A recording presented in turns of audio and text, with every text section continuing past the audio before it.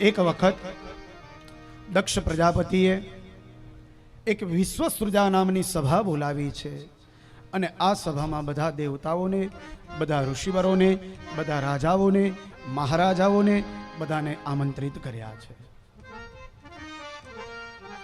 બધાને બોલાવ્યા છે. સુંદર એવી વ્યવસ્થા રાખેલી છે.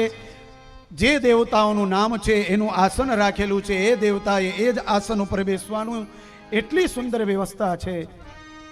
એ દિવસ આવ્યો. દેવતાઓ ધીરે ધીરે આવવા માંડ્યા, ઋષિવરો આવવા માંડ્યા, બ્રાહ્મણો આવવા માંડ્યા, રાજાઓ આવવા માંડ્યા, પોતપોતાનું આસન ગ્રહણ કરવા માંડ્યા છે. દક્ષ પ્રજાપતિ હજી આવ્યા નથી. ભગવાન શિવ પણ આવ્યા છે, ભગવાન બ્રહ્મા પણ આવ્યા છે, નારાયણ નથી આવ્યા. કારણ નારાયણને ખબર છે કે આજે આ સભામાં કંઈક ન થવાનું થશે. ભગવાન શિવ, બ્રહ્માજી, બધા જ દેવી દેવતાઓ બધા ઉપસ્થિત થયા છે, પણ આવીને બધા અંદરો અંદર વાતો કરે છે. આપણે જ કથા મંડપમાં આવીને વાતો કરીએ એવું નથી.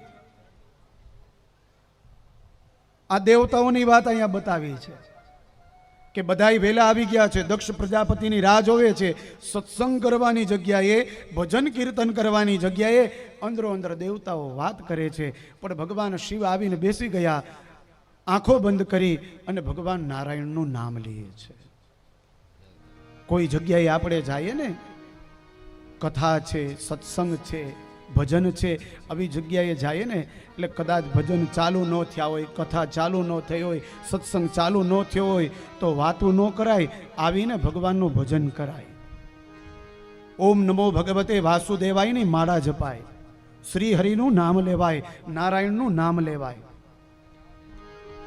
ભગવાન શિવ આંખો બંધ કરી અને ભગવાન નારાયણનું સ્મરણ કરે છે.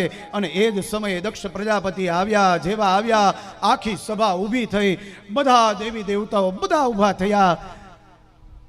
દક્ષ પ્રજાપતિ રાજી થઈ ગયો, બધા ઊભા થયા. બે જણ ઊભા ન થયા, એક બ્રહ્મા અને ભગવાન શિવ. દ્રષ્ટિ કરી, જોયું, પેલે આનંદ થયો અને પછી મનમાં વિચાર આવ્યો કે બધા ઊભા થયા, આ બે જણા કેમ ઊભા ન થયા?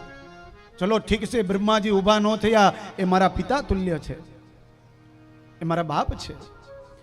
પણ આ શંકર, આ શિવ, આ રુદ્ર, એ તો મારો જમાઈ છે, એને તો મને માન આપવું જોઈએ, સન્માન આપવું જોઈએ, કેમ ઊભા ન થયા? અને ત્યારે એ ભરસભામાં આજે દક્ષ પ્રજાપતિ શિવજીને ન બોલવાના શબ્દો બોલે છે. ગૃહિતવા મૃગશા વાક્યા વાક્ષ્યા પાણી મરકટ લોચના પાણીમ વિપ્રાગ્નિ મુખત સાવિત્ર્યા એવ સાધુવત. મારી ઈચ્છા નથી કે મારી દીકરી સતીને હું શિવ સાથે પરણાવું, પણ બ્રહ્માજીના કહેવાથી, પિતાના કહેવાથી આજે મારી ફૂલ જેવી દીકરી છે ને સતી, એને શિવ સાથે પરણાવી છે. મારે પરણાવી નથી. તો હવે એ જમાઈ થયા તો એની ફરજ છે ઊભું થવું જોઈએ, એ ઊભા ન થયા. એને એ વાતનો હરખ નથી કે આ બધા આટલા તો ઊભા થયા છે, બે ઊભા નથી થયા, એમાં શું થઈ ગયું? માણસનો સ્વભાવ હોય છે. હું ઘણી વખત કહું કે 32 દાંત હોય ને, એ 32 દાંતમાંથી એક દાંત પડી જાય ને એટલે આપણી જીભ છે ને એ એક દાંત નથી ને અહીંયા જ જાય રાખે. પેલા 31 જીવતા છે એનો એને આનંદ નથી, એક નથી એનું દુઃખ છે. બસ આ વાત આપણને સમજાઈ જાય ને તો આપણે સુખી થઈ જાય. આ સુખી નથી થતા એનું કારણ આ છે. એ રસ્તામાં રોડ ઉપર નીકળો અને ઝૂંપડપટ્ટીમાં એ નાના નાના બાળકોની પરિવાર એનો રહેતો હોય, એ જોઈને આપણને એમ થવું જોઈએ કે ભગવાને આપણને ભાડાની રૂમમાં તો રાખ્યા છે. ઘરનું મકાન પછીની વાત છે, ભાડાની રૂમમાં તો રાખ્યા, 4 દિવાલ છે, તડકો તો નથી આવતો, વરસાદ તો નથી આવતો. આ ઝૂંપડપટ્ટી વાળાની વ્યવસ્થા શું હશે? તો એ ભાડાના રૂમમાં છે. એ વાતનું સુખ હોવું જોઈએ, દુઃખ ન હોવું જોઈએ. દુઃખ તો એ વાતનું છે કે પેલો ઝૂંપડપટ્ટીમાં રહે છે. તો આ માણસનો સ્વભાવ છે.